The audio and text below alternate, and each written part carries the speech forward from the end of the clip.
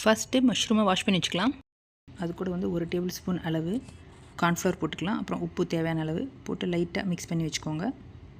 அப்புறம் ஒரு பவுலில் 2 டேபிள் ஸ்பூன் கார்ன்ஃப்ளவர், அதாவது 2 டேபிள் ஸ்பூன் சோள மாவு எடுத்திருக்கேன். அப்புறம் 2 டேபிள் ஸ்பூன் மைதா எடுத்துக்கலாம். என் சேனலை சப்ஸ்கிரைப் பண்ணாதவங்க சப்ஸ்கிரைப் பண்ணுங்கள், மறந்துடுறீங்க ப்ளீஸ். 1/2 டேபிள் ஸ்பூன் அளவு அரிசி மாவு, ஜிஞ்சர் கார்லிக் பேஸ்ட் தேவையான அளவு, 2 டேபிள் ஸ்பூன் கேர்டு, கெட்டி தயிராக இருந்தால் ரொம்ப நல்லாயிருக்கும்,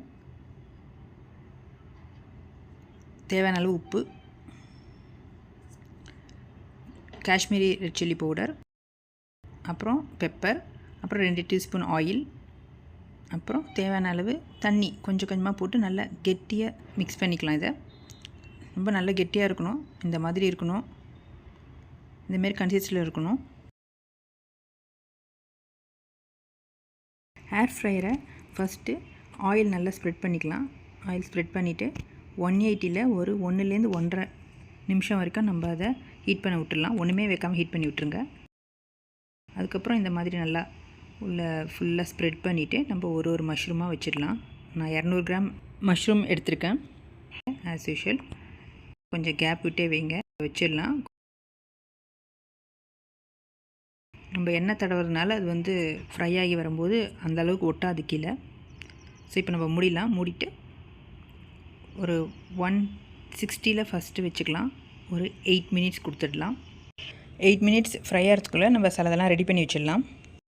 1 table spoon soya sauce, 1 table spoon red chilli sauce, அப்புறம் 1 டேபிள் ஸ்பூன் அளவு டொமேட்டோ கெச்சப் எடுத்திருக்கேன். ஃபைன்லி சாப்டு onion, ginger, garlic, green chilli இந்த மாதிரி எடுத்து வச்சுக்கோங்க. 1/2 கப் அளவு தண்ணியில் 1 டேபிள் ஸ்பூன் கார்ன்ஃப்ளவர் மிக்ஸ் பண்ணி வச்சுக்கலாம். பாருங்கள், ஓரளவு ஃப்ரை ஆகிடுச்சு. இப்போ மறுபடியும் நம்ம உள்ளே வச்சிடலாம். உள்ளே வச்சுட்டு ஒரு 150க்கு நம்ம இப்போ கொடுத்துட்டு ஒரு 9 மினிட்ஸ் கொடுத்துடலாம். நம்ம இப்படியே சர்வ் பண்ணி சாப்பிட்லாம், கார்னிஷ் பண்ணிவிட்டு சாஸோட. கிறிஸ்பியாக நல்லாயிருக்கும். இன்னொரு மெத்தட் வந்து ஒரு கடாயில் எண்ணெய் போட்டுக்கலாம். நம்ம கட் பண்ணி வச்சுருந்த ஆனியன் எல்லாம் போட்டுட்டு அந்த சாஸையும் போட்டுடலாம். லைட்டாக கிளறிடுங்க. கிளறினதுக்கப்புறம் நம்ம கார்ன்ஃப்ளவர் வாட்டர் மிக்ஸ் பண்ணி வச்சுருக்கிறது போட்டுடலாம்.